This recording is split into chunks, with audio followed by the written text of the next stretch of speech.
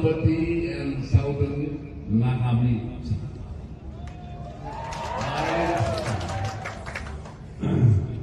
I am very delighted to meet you today through unwavering support, love, and prayer for me and the Naga nation. We should never forget our history.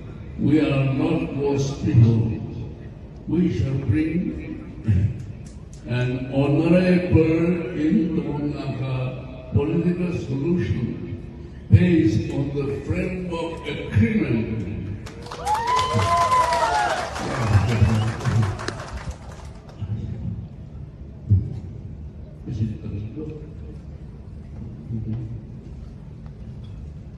I seek your cooperation